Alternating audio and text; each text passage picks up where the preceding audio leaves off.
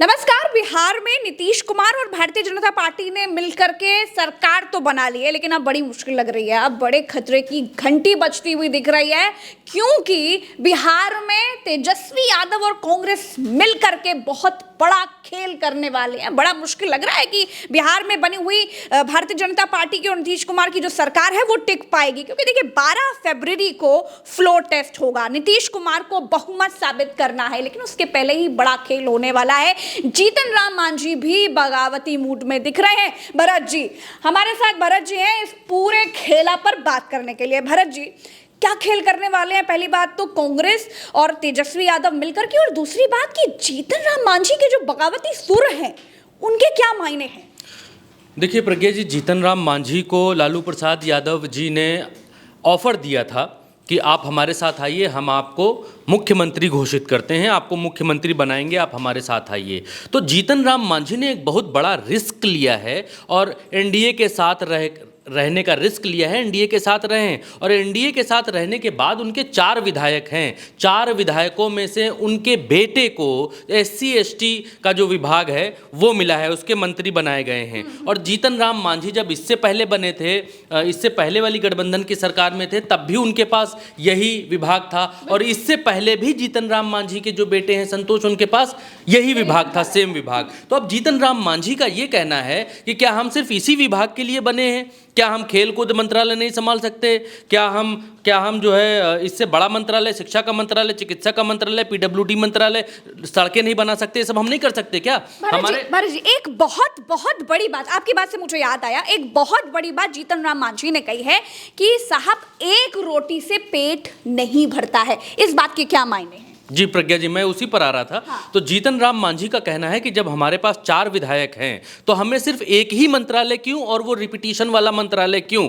तो एक रोटी में हमारा पेट भर नहीं रहा है। तो जीतन राम मांझी को पेट भरने की आवश्यकता है, उनका पेट है खाली। और पेट कौन भर सकता है? तेजस्वी यादव। पेट किससे भरेगा? बड़े पद से, जो जीतन राम मांझी कह रहे हैं कि बड़ा पद चाहिए। तो जीतन राम मांझी को अब अपना राजनीतिक फायदा जो दिखाई दे रहा है वो तेजस्वी यादव के साथ दिखाई दे रहा है। इससे पहले भी जीतन राम मांझी ने ये बात कही थी प्रज्ञा जी कि हमारे दरवाजे जो हैं वो खुले हुए हैं, और क्योंकि उस समय तेजस्वी यादव नंबर्स नहीं दिखा पाए थे जब टूट हो रही थी, जब नीतीश कुमार जा रहे थे। लेकिन अब फ्लोर टेस्ट की बारी है। अब अंतिम जो विकल्प है, उस विकल्प पर अंतिम बाण, अंतिम प्रहार करना चाहते हैं तेजस्वी यादव। वो ऐसे प्रज्ञा जी, क्योंकि आपने कभी भी ये नहीं सुना होगा कि जो पार्टी अल्पमत में है, जो गठबंधन अल्पमत में है, वो अपने विधायकों की सुरक्षा के लिए उसको हैदराबाद भेज दे। हुआ ये कि मल्लिकार्जुन खड़गे ने एक गुप्त मीटिंग बुलाई दिल्ली में एक गुप्त मीटिंग बुलाई और अपने सारे विधायकों को वहाँ बुलाकर उनको समझाया कि हम क्या खेल कर सकते हैं, क्या पॉसिबिलिटीज़ हमारी बन रही हैं, तेजस्वी यादव के साथ हमारी क्या बातचीत हुई है, इसलिए सबका एक रहना आवश्यक है। मल्लिकार्जुन खड़गे ने उन कांग्रेस विधायकों को समझाया और ये बताया कि आप लोगों का एक रहना आवश्यक है, इसलिए आज अभी दिल्ली से ही हम आपका जहाज बुक करवा रहे हैं। आप हैदराबाद जाइए, हैदराबाद में हमारी ही सरकार है, हैदराबाद में पंछी भी पर नहीं मार पाएगा। अमित शाह, मोदी या भारतीय जनता पार्टी या जो भी इत्यादि इत्यादि कोई भी आपसे संपर्क नहीं कर पाएगा उस समय जब फ्लोर टेस्ट हो रहा होगा। और फ्लोर टेस्ट में हम अगर जेडीयू के विधायकों को तोड़ने में कामयाब हो गए तो, क्योंकि जेडीयू के ही विधायक हैं जो टूट सकते हैं। तेजस्वी यादव ने एक बात कही थी कुछ दिन पहले कि खेला होगा, तो खेला जेडीयू के विधायकों से ही हो सकता है। अब लोग कहेंगे कि ये ऐसे कैसे हो सकता है जी, 1/3 विधायक चाहिए वरना तो उन विधायकों की विधायकी रद्द हो जाएगी, ऐसा कैसे हो जाएगा? तो प्रज्ञा जी, आप याद करिए महाराष्ट्र की उस सरकार को जब शिंदे ने शिवसेना को तोड़ा था और उसके बाद दल बदल वाला जो कानून है, विधायकों की जो सदस्यता है वो रद्द करने की बात कही जा रही थी, विधानसभा अध्यक्ष तब से अब तक उस मामले को रोके हुए थे। यही बात यहाँ पर भी लागू होती है, क्योंकि लगभग साल भर का समय है सरकार के पास। अब ये है तो ये भरत जी, ये जो खेला है, ये खेला किस तरीके से हो सकता है, इसको थोड़ा विस्तार से समझाइए। तेजस्वी यादव या फिर लालू प्रसाद यादव या फिर उनकी पार्टी जो आरजेडी है, इस समय विधानसभा अध्यक्ष हैं उनके। विधानसभा अध्यक्ष को ही ये अधिकार है कि वो टूट कर आए विधायकों की सदस्यता कब रद्द करें। आज रद्द करें, तुरंत रद्द करें, कल रद्द करें, परसों या महीना भर, या वो ये कहते रहें कि हम जांच रहे हैं, हम देख रहे हैं क्या ये इतने विधायक आए हैं, क्या इनकी सदस्यता रद्द हो सकती है। वो टाइम पर टाइम देते रहें। तो इस समय जो अध्यक्ष हैं वो हैं जेडीयू के अपने खुद के, माफ़ करिएगा, आरजेडी के अपने खुद के मेंबर हैं, उनके अध्यक्ष हैं। तो तेजस्वी यादव को ये यकीन है कि एक बार हमने विधायक तोड़ लिए तो तोड़ने के बाद हमारी सरकार टाइम देते हुए टाइम बाय करते हुए चल सकती है लगभग साल भर तक। जब महाराष्ट्र की चल सकती है तो हमारी भी चल सकती है। अब दूसरी तरफ प्रज्ञा जी खेल बड़ा ये देखिए कि दूसरी तरफ विद्रोह इसलिए हो रहा है क्योंकि इनके एक निर्दलीय विधायक हैं जिनका नाम है सुमित कुमार सिंह। अब एक निर्दलीय विधायक को भारतीय जनता पार्टी, इनका पूरा नाम है सुमित कुमार सिंह, गौर करिएगा। अब भारतीय जनता पार्टी ने एक अकेले निर्दलीय विधायक को आईटी मिनिस्टर, सूचना एवं प्रौद्योगिकी मंत्रालय दे दिया है। ठीक, अब जीतन राम मांझी जो हैं वो निचले तबके से आते हैं, उनके पास भले शक्ति ज्यादा है लेकिन वो निचले तबके से आते हैं। 4 विधायक हैं और उनको आप देखिए कि उनको मंत्रालय क्या दिया गया है, SC/ST मंत्रालय। हर बार उनको यही मिलता है मंत्रालय। क्या वो इसी काबिल हैं? उनके भीतर ये संतोष असंतोष बहुत ज्यादा है कि जब एक निर्दलीय विधायक को तुम इतना बड़ा मंत्रालय दे सकते हो तो हमको तुमने मंत्रालय क्यों नहीं दिया। अब वो अपने विकल्प तलाश रहे हैं। और दूसरी तरफ प्रज्ञा जी आप ये बात देखेंगी कि दूसरी तरफ रामविलास पासवान जी के बेटे चिराग पासवान, उनके भी बगावती सुर दिखने लगे क्योंकि वो दूर विरोधी हैं नीतीश कुमार जी। एक म्यान में 2 तलवारें प्रज्ञा जी कभी रह नहीं सकती हैं। और इसी वजह से क्योंकि एक म्यान में अगर 2 तलवारें रहीं, एक जैसा वोट बैंक दोनों का रहा। मैं अगर आपको पिछली विधानसभा की बात याद दिलाऊं, पिछली विधानसभा के चुनावों में रामविलास पासवान जी के सुपुत्र जी ने, चिराग पासवान जी ने नीतीश कुमार को लगभग 25 से 30 सीटों पर हराने का काम किया था पिछले विधानसभा चुनावों में। अब या तो चिराग पासवान खत्म हो जाएं या तो नीतीश कुमार को राजनीतिक तौर पर खत्म करें। चिराग पासवान के सामने दो ही विकल्प बचते हैं। अगर चिराग पासवान की पार्टी को जिंदा होना है तो नीतीश कुमार की पार्टी को उनको खत्म करना पड़ेगा। एक जैसा वोट बैंक दोनों का है। एक म्यान में 2 तलवारें रह नहीं सकती। नीतीश कुमार जब एनडीए को छोड़कर गए थे तो चिराग पासवान अपने आप को हनुमान बता रहे थे, फलाना ढिमकाना सब बता रहे थे नरेंद्र मोदी जी का। एनडीए में वो भी हैं, एनडीए में वो भी आ गए। अब साथ लड़ेंगे तो कैसे लड़ेंगे। और इसीलिए 11 लोकसभा सीटों पर उन्होंने अपने प्रभारी नियुक्त कर दिए हैं। और प्रभारी नियुक्त करने का मतलब प्रज्ञा जी सिर्फ और सिर्फ एक है कि हम तो लड़ेंगे जी इन सीटों पर, तुम लड़ो न लड़ो अपना रास्ता देखो। अगर हमको एनडीए से लड़ाओगे तो ठीक बात है, नहीं लड़ाओगे तो एनडीए को हम चाटेंगे थोड़ी, एनडीए को हम खाएंगे थोड़ी। जब राजनीतिक तौर पर हमारी पार्टी का अस्तित्व ही खत्म हो जाएगा, हु इज चिराग पासवान, ये शब्द, ये सवाल ही खत्म हो जाएगा, तो फिर हम एनडीए में रह के करेंगे क्या जी। तो चिराग पासवान, तो एक बात है कि चिराग पासवान का नैतिक सपोर्ट मिलने वाला है तेजस्वी यादव को, क्योंकि जहां नीतीश रहेंगे वहां चिराग रहेंगे नहीं। और अब नीतीश तुरंत उल्टी मार लें, तुरंत पलटी मार लें, ये नीतीश कुमार के लिए पॉसिबल है नहीं। तो नीतीश कुमार को तो तेजस्वी यादव भी राजनीतिक तौर पर खत्म करेंगे, आज नहीं तो कल। भारतीय जनता पार्टी भी खत्म करेगी, आज नहीं तो कल। अब नीतीश कुमार को भारतीय जनता पार्टी ने एनडीए में ले लिया है और चिराग पासवान ने लोकसभा प्रत्याशियों के लिए अपने लोग घोषित कर दिए हैं, प्रभारियों के नाम घोषित कर दिए हैं। तो अब देखिए प्रज्ञा जी, मसला ये बन गया है कि नीतीश कुमार को ना उगले बन रहा है न निगले बन रहा है। आगे कुआं है, पीछे खाई है, कहाँ फान जाए कहाँ कूद जाए उनको कुछ समझ में नहीं आ रहा है। अब चिराग पासवान के लोग सीधे लड़ेंगे किससे? नीतीश कुमार से लड़ेंगे। तो अब 12 तारीख को जब फ्लोर टेस्ट होगा प्रज्ञा जी, तो अब नीतीश कुमार को कहीं का नहीं छोड़े जाने का जो अश्वमेध यज्ञ है वो चालू किया जाएगा, क्योंकि कांग्रेस ने अपने विधायकों को पहले से सुरक्षित कर दिया है। क्योंकि जब आदमी कोई बड़ा कांड करने वाला होता है प्रज्ञा जी, तब आप देखिए कि वो तैयारियां पहले से करता है, और कांग्रेस अपने विधायकों को कांग्रेस ने वहां भेज दिया है हैदराबाद, ये बताता है कि बड़ा कांड होने वाला है। और देखिए, अगर जेडीयू के विधायकों को तेजस्वी तोड़ेंगे तो कहीं भारतीय जनता पार्टी कांग्रेस के विधायकों को पहले ना तोड़ ले। इस वजह से कांग्रेस के विधायकों को सेफ जोन में सुरक्षित कर दिया गया है। 3 विधायक मैं आपको बताता हूं प्रज्ञा जी, ये विक्रम से विधायक हैं सिद्धार्थ सौरभ जो कांग्रेस विधायक हैं, मनिहार से विधायक हैं मनोहर प्रसाद सिंह, और अररिया से विधायक हैं आरिबुद्दीन रहमान। ये 3 विधायक हैं जो अभी कांग्रेस के साथ नहीं, कांग्रेस विधायकों के साथ हैदराबाद नहीं गए हैं। 16 विधायक गए हैं, और ये लोग भी कह रहे हैं कि हम अपनी शादियां पार्टियां कुछ है इनके घर में या जो भी है वो निपटाकर हम भी सुरक्षित जोन में जाएंगे, और हमको खरीद सके अभी ऐसा कोई पैदा नहीं हुआ, ये कहना है इन लोगों का। हमारे पास कोई खरीद वरीद का कोई मसला नहीं है, हम कुछ काम है वो निपटा के हम भी वहाँ पर जाएंगे। अब मसला ये बनता है प्रज्ञा जी, 128 लोग हैं, 128 विधायक हैं एनडीए के पास, भारतीय जनता पार्टी और नीतीश कुमार के पास। अब टोटल जो संख्या है आज के वक्त की वो 115 लोग हैं प्रज्ञा जी, जो हैं तेजस्वी यादव के साथ। 4 लोग अगर हम के आते हैं, मतलब जीतन राम मांझी के आते हैं 4 लोग, तो वो संख्या हो जाती है 119।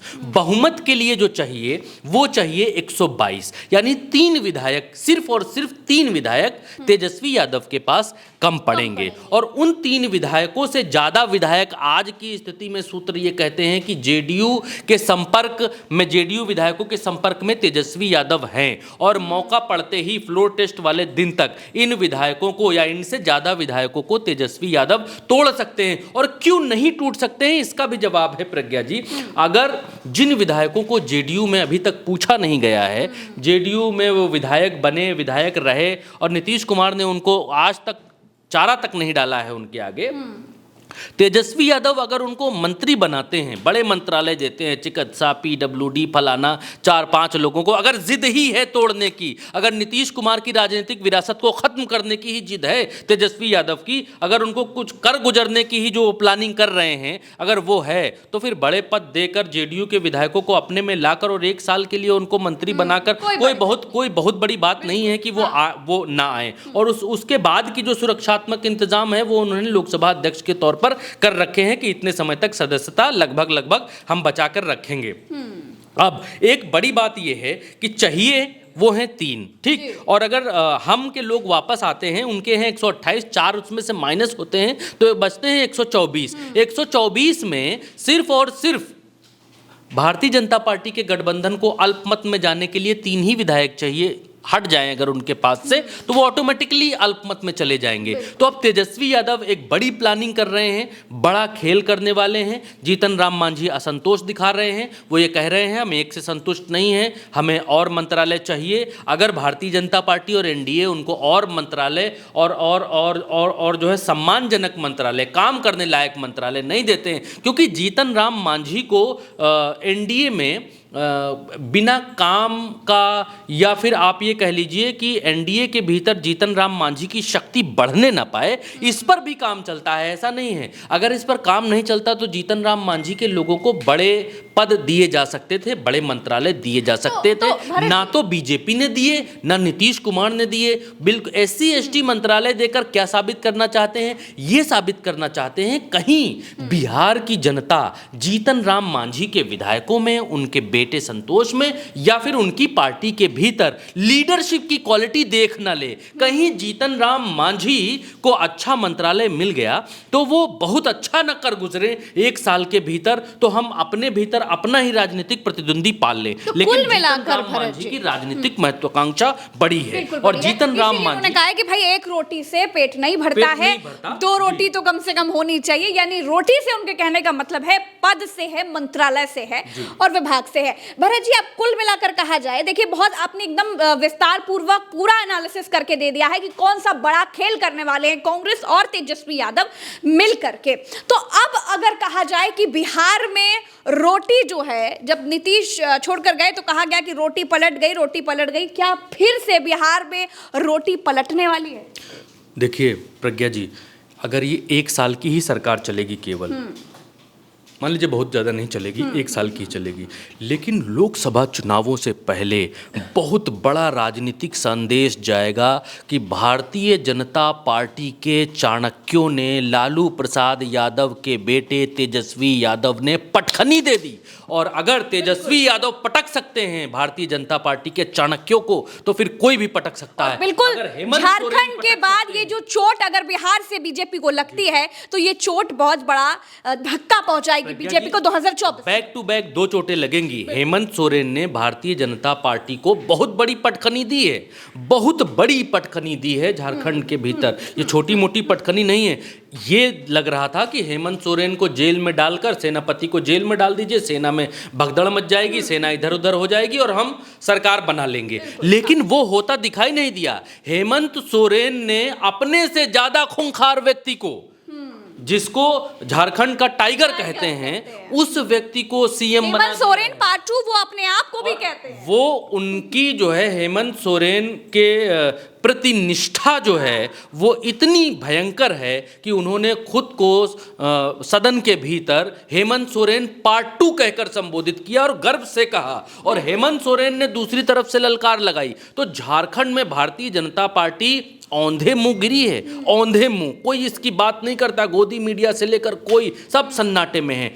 अब अगर बिहार में तेजस्वी यादव ने खेल कर दिया, 12 फरवरी को अगर तेजस्वी यादव ने फ्लोर टेस्ट पर बहुमत साबित नहीं होने दिया, तो नीतीश कुमार की सरकार उसी दिन उसी क्षण औंधे मुंह गिरेगी। और भारतीय जनता पार्टी और नीतीश कुमार के गठबंधन से जो सरकार बनी है उसका वही अंतिम संस्कार हो जाएगा। और उसके बाद ये मजबूरी बनेगी, उसके बाद विधानसभा अध्यक्ष की भी ये मजबूरी बनेगी और राज्यपाल की भी ये मजबूरी बनेगी कि अब कौन सरकार बनाने का दावा पेश कर सकता है। तब दावा पेश कर सकते हैं तेजस्वी यादव। लेकिन ये सब मुमकिन तब है प्रज्ञा जी, जब जेडीयू के विधायकों को तोड़ा जाए। और सूत्र ये कह रहे हैं कि जेडीयू के विधायकों को तोड़ने के लिए तेजस्वी यादव को बहुत बड़ा काम नहीं करना है। उनके साथ बहुत समय तक वो सरकार चला चुके हैं, उनके साथ रह चुके हैं, उनके साथ उठ बैठ चुके हैं। तो संपर्क करने में कोई दिक्कत नहीं है, तोड़ने में भी कोई दिक्कत नहीं है। 3 चाहिए, 3 को तोड़ने में कोई बहुत बड़ी बात नहीं है। और जैसे ही जीतन राम मांझी को ये पता लगेगा कि तेजस्वी यादव के साथ मनमाफिक विधायक हैं, जीतन राम मांझी 1 सेकंड में प्रज्ञा जी पाला बदलेंगे, इसमें कोई दो राय नहीं है। वो ये संदेश भी दे रहे हैं कि उनका अपमान हो रहा है। और वो ये भी कह चुके हैं कि दरवाजे खुले हुए हैं। जी प्रज्ञा जी। तो जी प्रज्ञा जी, बिहार में 12 तारीख को जो होगा वो तमाशा, वो तो देखने लायक होगा। लेकिन 12 तारीख से पहले अभी देखिए और क्या क्या होना बाकी है, क्योंकि 12 तारीख से पहले बहुत बवाल बिहार की राजनीति के भीतर होने वाला है। चाहे वो जीतन राम मांझी हो, चाहे वो जेडीयू हो, चाहे वो आरजेडी हो, चाहे वो कांग्रेस हो। कांग्रेस ने अपने पत्ते साफ कर दिए हैं कि हमारी तरफ से गारंटी है। अच्छा, लोग प्रज्ञा जी एक बात और है, लोग ये कहते हैं कि जी कांग्रेस वाले बड़ी आसानी से टूट जाते हैं। हाँ। जब देखो, जब कहीं सरकार गिरने की बात आती है तो कांग्रेस ही सॉफ्ट टारगेट रखा जाता है। लेकिन आप महाराष्ट्र में देखिए, क्या कांग्रेस के विधायक टूटे? शिवसेना टूट गई, एनसीपी टूट गई, क्या कांग्रेस टूटी? नहीं टूटी, कांग्रेस नहीं टूटी। आप झारखंड आ जाइए, क्या कांग्रेस टूटी? कांग्रेस नहीं टूटी, वहीं रही। आप बिहार आ जाइए, क्या कांग्रेस टूटी? कांग्रेस नहीं टूटी। अच्छे टूट गए, कांग्रेस नहीं टूटी। अब ये परसेप्शन लोगों को बदलना पड़ेगा कि कांग्रेस को खरीदना बड़ा आसान है, कांग्रेस के विधायक बड़ी जल्दी बिक जाते हैं। कांग्रेस ने पिछले 3-4 राज्यों में ये संदेश दिया है कि कांग्रेस नहीं टूटेगी जी, चाहे हम जो कुछ कर लें। और 12 तारीख को देखिए होने वाला है फ्लोर टेस्ट। नीतीश कुमार अपना बहुमत साबित करने वाले हैं, लेकिन उसके पहले जो भी बड़ी बड़ी हैपनिंग्स हो रहे हैं, जो भी बिहार की राजनीति में छोटी से लेकर बड़ी तक जो भी हलचल रहेगी, उल्टा चश्मा यूसी आपको समय समय पर बताता रहेगा। इसके लिए आपको करना यह है कि चैनल को सब्सक्राइब करना है और साथ ही साथ पल पल की अपडेट्स के लिए, पल पल की हलचल जानने के लिए हमारे साथ जुड़े रहना है। नमस्कार, जय हिंद।